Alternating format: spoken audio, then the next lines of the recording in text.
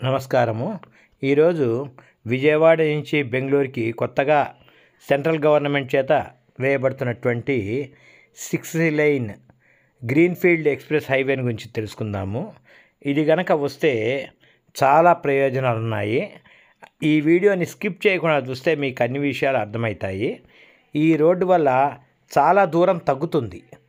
ఇది ఒక రకంగా చెప్పాలంటే మన ఆంధ్రప్రదేశ్లో ఫస్ట్ గ్రీన్ఫీల్డ్ ప్రాజెక్ట్ ఇది.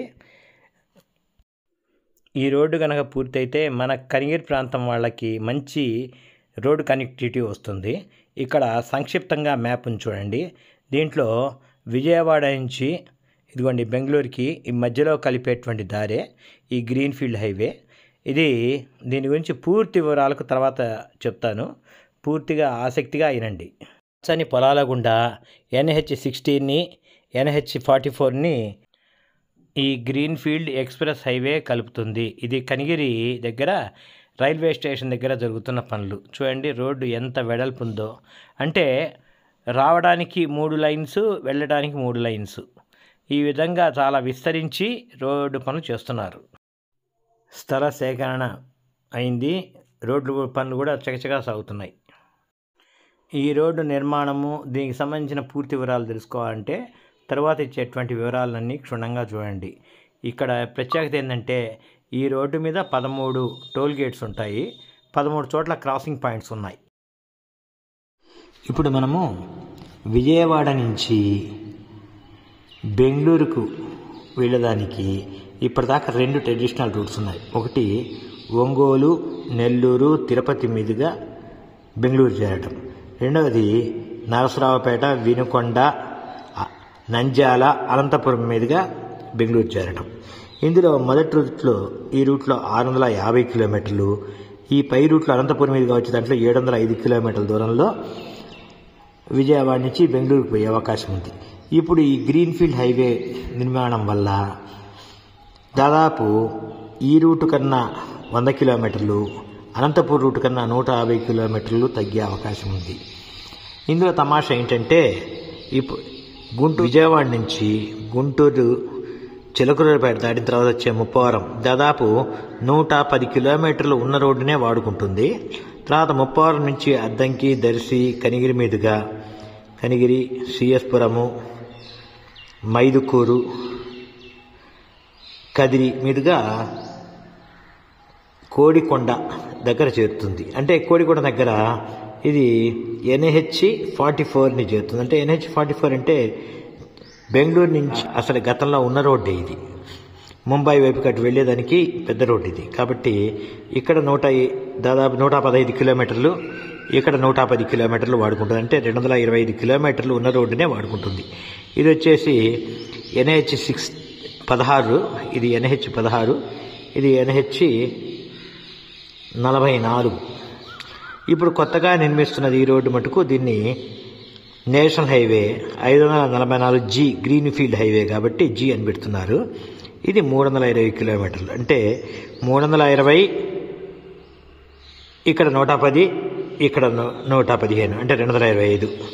అంటే 550 కిలోమీటర్ల లోపలే ఈ రూట్ వెళ్ళిపోతుంది. విజయవాడ నుంచి బెంగళూరు వెళ్ళిపోవచ్చు.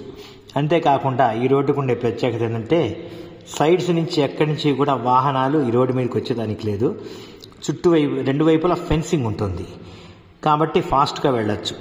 వెహికల్స్ 120 కిలోమీటర్ల వేగంతో పోయేదానికి డిజైన్ చేయబడింది. ఇక్కడ ఇంకా చెప్పాలంటే ఈ రోడ్డు మీదకి వెళ్ళాలంటే 13 పాయింట్స్ ఉన్నాయి. ఆ 13 పాయింట్స్లో మాత్రమే నువ్వు రోడ్డు మీదకి పోగలవు. అందులో ఒకటి కనిగిరి, సిఎస్పురము, మైదుకూరు, దర్శి ఇట్లా ఉన్నాయి.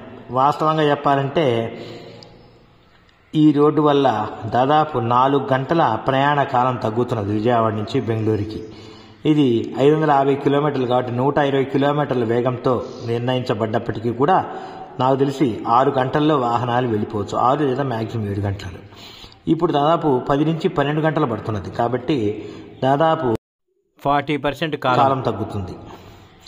కాబట్టి చాలా అడ్వాంటేజ్ ఉంటుంది. అంతేకాకుండా వెనకబడిన ప్రాంతాలైనటువంటి కనిగిరికి ట్రాఫిక్ మంచి అవకాశం వస్తుంది. దూర ప్రాంతాలతో మంచి కనెక్టివిటీ ఉంటుంది. ఇప్పటికే రోడ్డు ఉన్న ప్రాంతాన్ని బ్రౌన్ ఫీల్డ్ అని, ఇప్పుడు వేస్తున్నటువంటి ఈ 350 కిలోమీటర్ల దూరాన్ని గ్రీన్ ఫీల్డ్ అని అంటున్నారు. ఈ రోడ్డుపై ద్విచక్ర వాహనాలకి, ఆటోలకి ప్రవేశం లేదు.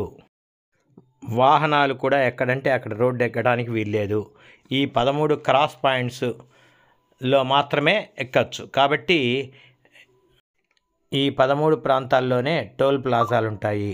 కాబట్టి ఒక వాహనం రోడ్డు మీదకి ఎక్కిన తర్వాత ఎంత దూరం ప్రయాణించిందో తెలుసుకొని టోల్ వసూలు చేస్తారు.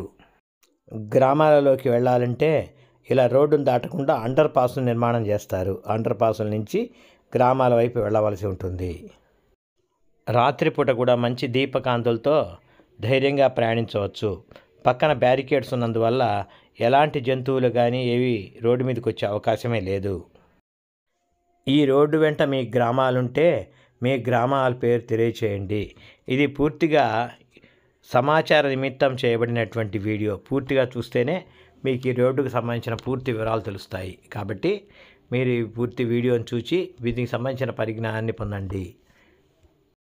ఒక రకంగా చెప్తే ఈ రోడ్డు విజయవాడ నుంచి బెంగళూరుకు పోయే వాళ్ళకి ఎక్కువ ఉపయోగపడుతుంది. గ్రామాల్లో ఉన్న వాళ్ళకి ఈ రోడ్డు మీదకి ఎక్కడం కూడా కొంచెం ఇబ్బందిగా ఉంటుంది.